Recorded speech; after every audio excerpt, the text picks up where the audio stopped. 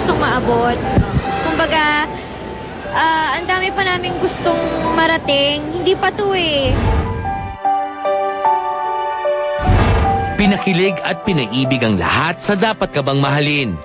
Tinangay tayo hanggang sa All My Life. Sila ang bida ng mga kwento ng pag-ibig na pamilyar sa ating lahat.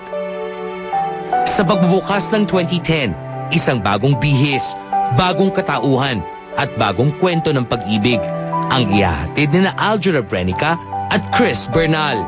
Ilalahad live sa Star Talk. Ngayong 2010, magbabalik sa fantasy ang GMA at kayong dalawa ang mag-uumpisa nun. Ano ang feeling nyo? Masaya po. Sobrang grateful po kami. Responsibilidad ngayon sa balikat nyo, di ba? At saka, hindi po namin akalain kasi po, after ng All My Life, wow, may kasunod na naman. So talagang very thankful kami sa GMA Network. Talagang inaalagaan po talaga kami. Ito naman, sa tingin mo ba, yung mga Al-Chris fans, kasi di ba Aljur and Chris Bernal, yun ang tawag sa kanila, di ba? Ito ba ay masusurpass ba nitong Last Prince yung Dapat Ka Bang Mahalin at saka All My Life? Sa palagi ko, opo. Opo. Kasi panibagong challenge na naman to sa amin ni Chris. Kasi nagawa na namin yung matured roles, tapos All My Life.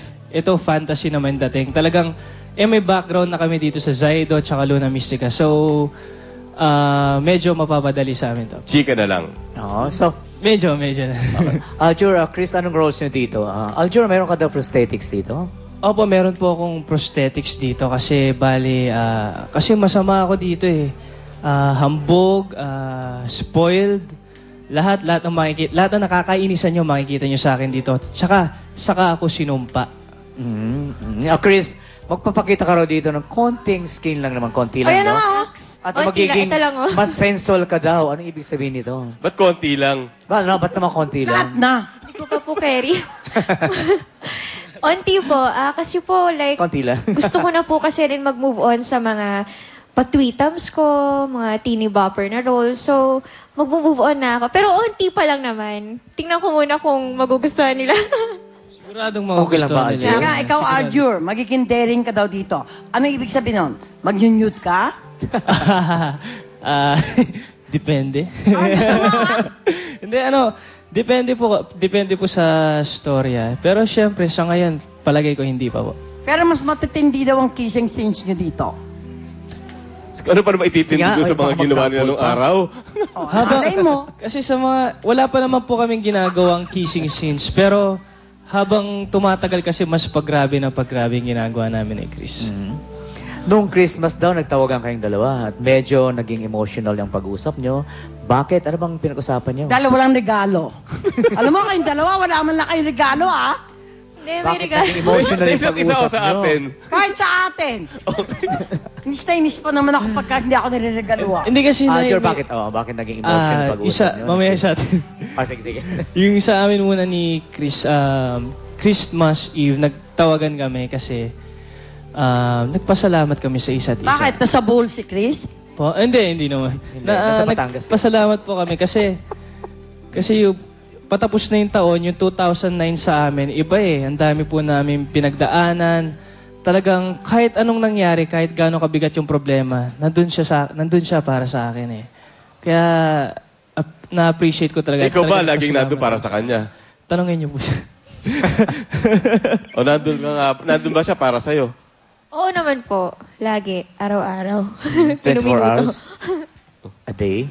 Hindi, pero kasi Ay, ang tawagan, di ba? nabalita namin, talagang si Chris naman talaga, nagkukonsulta raw talaga sa mga spiritual advisor para, di ba, malaman niya kung ano magiging kinahinatnan ng kanyang 2010. Para tulungan siya, we're calling back again Miss Maricel Gasquel, ang ating corporate spiritual advisor. Hello, Hello I'm again. back. Hello again. You're back. Hi, Maricel. Hello I hope again. good news na to. Okay. Dapat. Okay.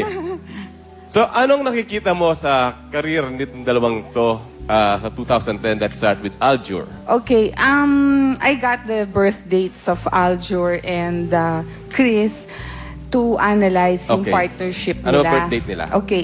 Si Aljur kasi, it's born 1990. Am I correct? Tama Oo. po. So, year of the horse siya.